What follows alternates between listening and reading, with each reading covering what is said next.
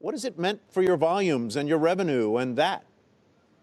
Well, so yes, we've actually, a bunch of us have been working from home for several weeks now. And actually, we've seen no interruption at all in our business. In fact, our trading businesses and volumes have never been greater.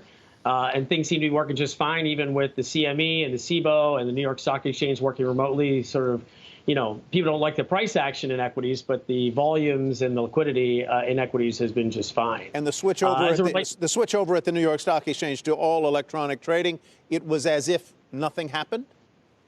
As if nothing happened. I mean, there are times in the day when there might not be as much liquidity, but that happens even when everybody's sitting at their desks in the office. I'd say right now, volumes have been really, really strong, and there's liquidity. And I think that's part of what's happening here.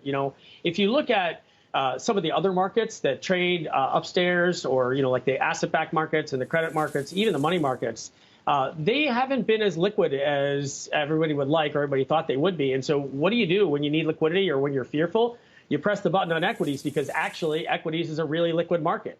And part of what's going on here is we've got to get some of the non-equity markets to start functioning in a more normal way. And the Fed is trying to do that so that we can take some of the pressure off the selling in equities where people are going to find liquidity. It's interesting. I don't want to bog down in the esoterica of the commercial paper markets and the repo market and the money markets, but Steve Leisman pointed out exactly what you said, and that it is those markets that are having a little digestion problems, shall we say, in this environment. But let me pivot a little bit to something that may be a little more familiar to our viewers, and that is ETFs. Is the prevalence and growth of ETFs having any effect on what we're seeing, positive or negative?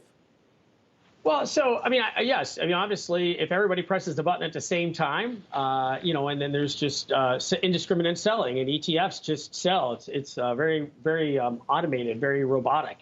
Obviously, it was the other way around, and it can be the other way around if people decide, okay, we've had enough, and they can be buying.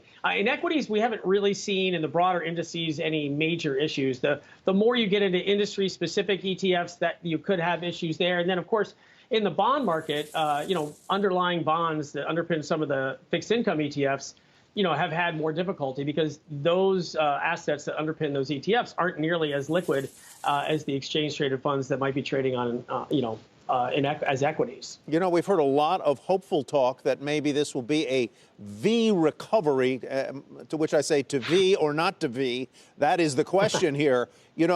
I'd like to get your thoughts on that. Are you a subscriber to the view that when the snapback comes, it will be a snap, or will it not be? Well, so there is a case to be made that the sooner everybody gets home, and the sooner we stop the spread of the virus, and the more we flatten the curve, that people will ultimately end up getting back out there and doing the things that they do. And so there is a case for that. There's also a case for more of an L recovery, where you have a slight bump, but we're not going to be at the same level of economic activity as we were prior to this. I'm more in the camp of it's one of those two. I think the U here is probably, which is the third case, right, or U-like type recovery. This is happening very, very quickly, which is a good thing. And I want to just say, we've had our own experiences at having people work from home for a couple of weeks. And the one thing I will tell you from our own population at Cowen and some of the conferences that we had at the beginning of the year, or at the beginning of the month, we have not seen a spike in cases. And that's really critical. So this idea that we can actually work from home, do the things that we're doing, calm the virus down, flatten the curve. The faster we do that, the faster we get back to doing what we're doing, and that increases the likelihood of having a V. Do you think work is ever going to go back to the way it was? I do. We are social human beings. I've been working from home now for 2 weeks. I miss everybody in the office. I love my family, but I miss everybody in the office. I miss being able to see them. I miss being out and seeing clients. That's not going to change. And I think, we're doing the right things now by protecting ourselves, and everybody should be safe and healthy. And that's the first things first. But when this passes, which it will, we will be back out to doing it. We are human beings, and human beings are by definition social.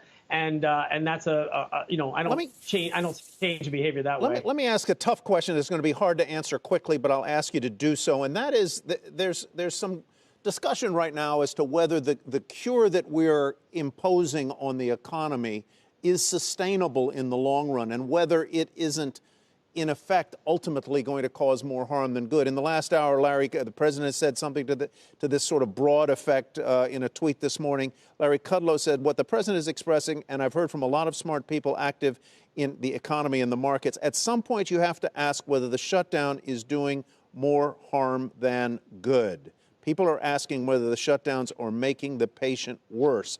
I can't answer that, says Kudlow. How do you think about this? Yeah, I think first things first, we need to stop the spread of the virus.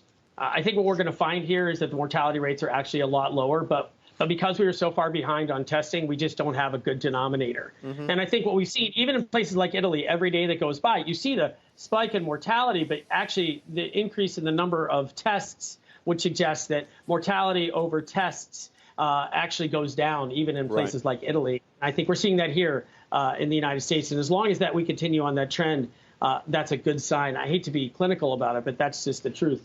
Fact of the matter is, we have to take care of ourselves first. And if we can bridge this period of time for the next few weeks to a month, make sure that people have cash in their pockets so they can continue to provide the basics and provide for shelter. Ultimately, this thing will flatten out. We saw it in Korea. We saw it in China. We're going to see it in Italy soon, and then we'll go back to doing the things that we do. And that's really what's most important right now.